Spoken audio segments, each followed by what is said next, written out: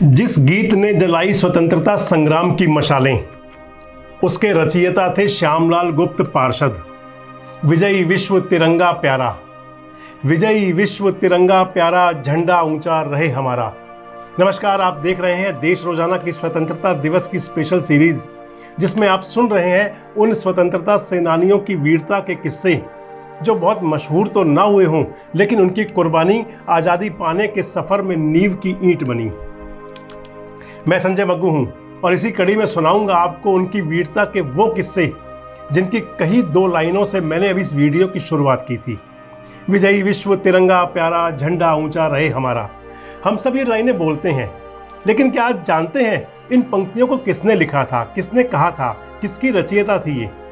इन पंक्तियों को लिखने वाले थे श्यामलाल गुप्त, जिनके प्रेरणादायी गीत ने न सिर्फ जनमानस में आज़ादी का जोश भरा, बल्कि स्वतंत्रता संग्राम को जीत की बुलंदी तक ज्वलंत रहने वाली चिंगारी भी दी। 9 सितंबर 1896 को कानपुर फूलबाग स्थित नरवल गांव में श्यामलाल गुप्त का जन्म एक वैश्य परिवार में हुआ था। पिता विश्वेंद्र प्रसाद गुप्त और माता कौशल्या देवी की 5 संतानों में श्यामलाल सबसे छोटे थे।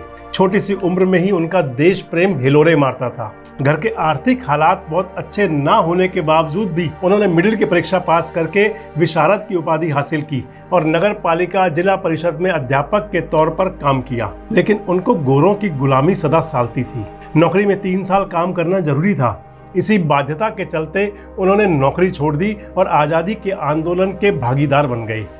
21 अगस्त 1921 को फतेहपुर में असहयोग आंदोलन शुरू करने के आरोप में गुप्त को गिरफ्तार किया गया। 8 बार गुप्त जेल गए, प्रताड़नाएं दी गई, लेकिन बचपन से जो आज़ादी की खुमारी में जीने वाला जांबाज गुप्त था, वो कभी विचलित नहीं हुआ, बल्कि ये प्रण ले लिया कि जब तक गोरों की गुलामी से मुक्ति नहीं मिलेगी वो जूते चप्पल नहीं पहनेंगे।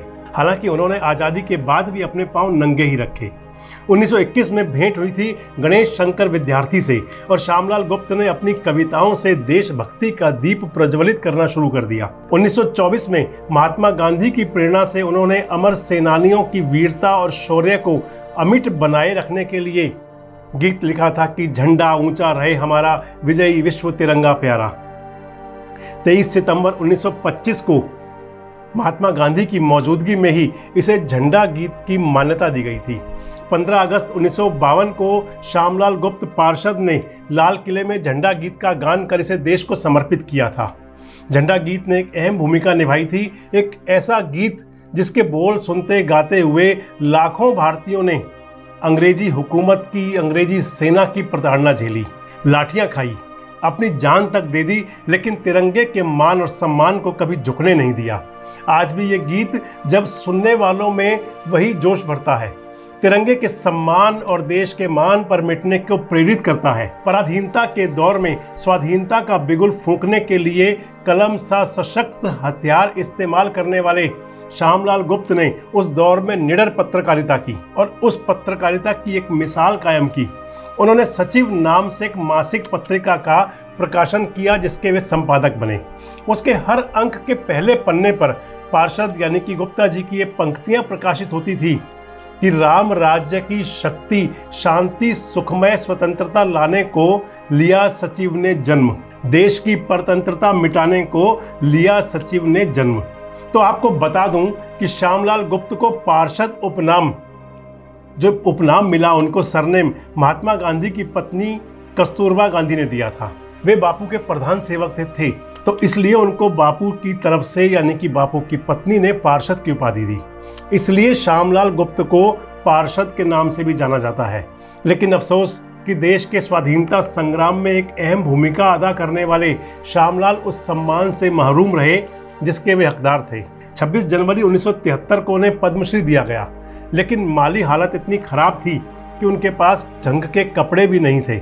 दोस्तों से कुछ रुपए उधार लिए, कपड़ा और जूते का इंतजाम किया तो ये शख्सियत पद्मश्री पुरस्कार लेने के लिए प्रधानमंत्री आवास पहुंची। बदहाली में जिए श्यामलाल उम्र के अंतिम पड़ाव पर भी इससे उबर नहीं पाए।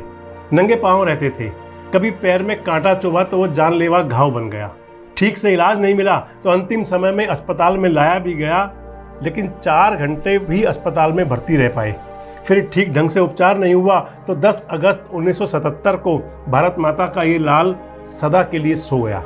पार्थिव शरीर को भी वो सम्मान नहीं मिला जिसे पाने की ये शख्सियत असल में अधिकारी थी।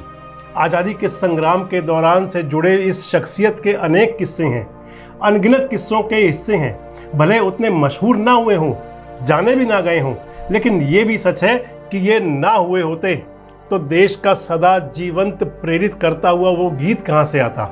आपके साथ फिर दोहरा रहे हैं आज, विजयी विश्व तिरंगा प्यारा, झंडा ऊंचा रहे हमारा।